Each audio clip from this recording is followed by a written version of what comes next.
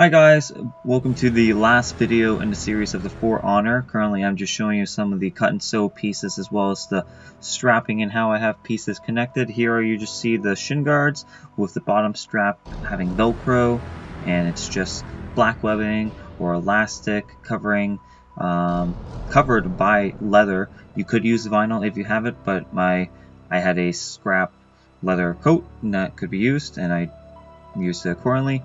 I used some gardening gloves and attached them to the forearm pieces and some cardstock painted to the rest of the colors, and then they're glued on covering the hand pieces. And there you just have an elastic piece covered with leather and some Velcro to connect it. Here you have like the abdomen plates. I was not very good at sewing. There were 2 square pieces and 2 rectangle. They are double layers, so I folded the pieces inward. If you know sewing, you could probably do this much easier yourself, but I hot glued all this together, and I used Velcro to attach it to make it easier for taking it on and off, as well as hot gluing each foam metal plate to the fabric, which was flannel, by the way. And then afterwards I went over with weathering with using like a black and brown mixture of dry brushing. If you want personally, you could just go around, take this outside and beat the crap out of it and run it in some actual dirt or mud if you so choose to weather it that way. That also works, but painting it gives it a bit more control and helps it last. Here for this piece of the cut and sew, that gray is from a hockey jersey with the yellow stencil painted on, and the black sun is another stencil painted on with the white and blue fabric being sewn. And then the brown trim is once again also hot glued.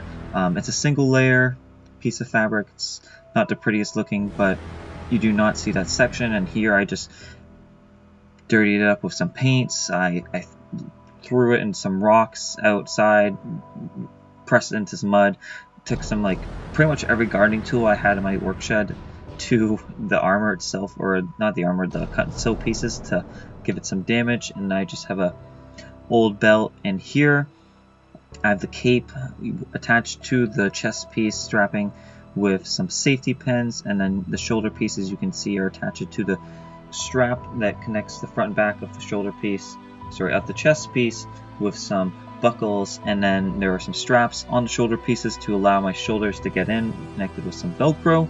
On the sides of the chest, they are connected by Velcro as well.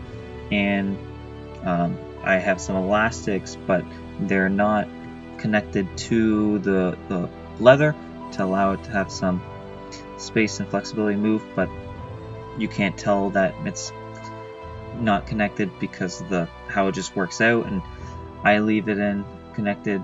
I leave the shoulders connected by the buckles just for convenience sake, because it's how they're connected to the shoulders or the chest straps. It's a real inconvenience and a pain to try and get them in every time I want to put it on. So from here, hopefully you guys can apply this to your own forearmor, or whatever techniques you have learned from my video series you can apply to your own, whether it's Pepakura or foam build. For the pants, they're just flannel fabric. I made them up, and for the time being I'm just using a gray American Eagle t-shirt, long sleeve shirt, for the time being. But enjoy the rest of the video. I'm just going to be showing you guys me assembling it all on, putting all the pieces. The multi-layered brown, white, and blue piece is connected to my shirt by safety clips, or safety pins I should say.